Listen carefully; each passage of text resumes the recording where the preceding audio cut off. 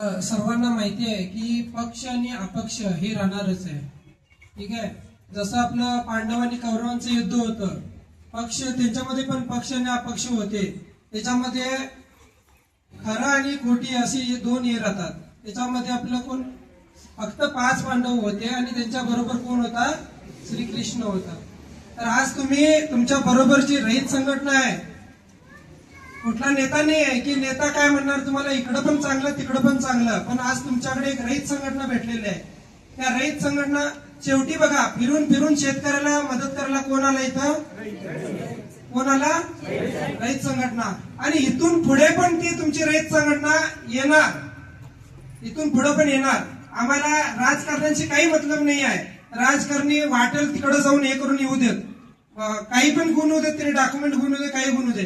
आम्हाला खऱ्याशी लढायचं आहे आणि खऱ्या बरोबरच राहायचं आहे. त्यासाठी आपण सगळे रहित काय आहे, रहितला सपोर्ट देऊन रहित संघटनेला अजून थोडं बळकट करायचं आहे तुम्हाला. कारण की जिथं हे हिरवं टावल दिसायला ना, हे हिरवं टावल हा कलर हा फक्त काय आहे, तुमच्या शेतामध्ये जे उगवते की धान्य त्यांच्या रोपटांचा हिरवा कलर आहे. कुठला कलर आहे? आणि तोच हिरवा कलर तुमचा प्रत्येक ठिकाणी उभा राहतोय की तुमच्या ऊसाचं बिल असू देत, काही तुमच्या अडचणी असू देत, कोण थांबते? तोच थांबते. आणि नेत्यांना निवडून कोण देत आहे? हेच देत आहे ना. पण ते तुमच्या अशा संकटामध्ये येतात?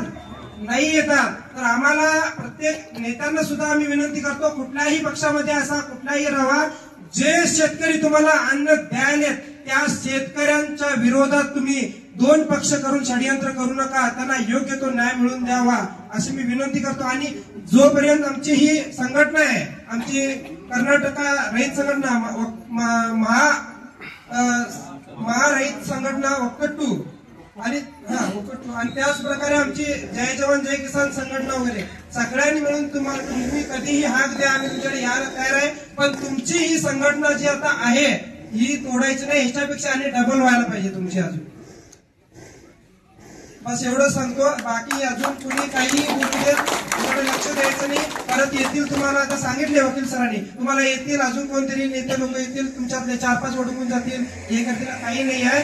एक तर निर्धारपणे ठामपणे शेवटपर्यंत श्रीकृष्णासारखं कुठं बसायचं? रथामध्ये बसायचं, जोपर्यंत आपण जिंकत नाही. आणि जिंकल्यानंतर त्या रथातून उठून घरी जायचं. ठीक आहे. धन्यवाद. जय हिंद, जय भारत.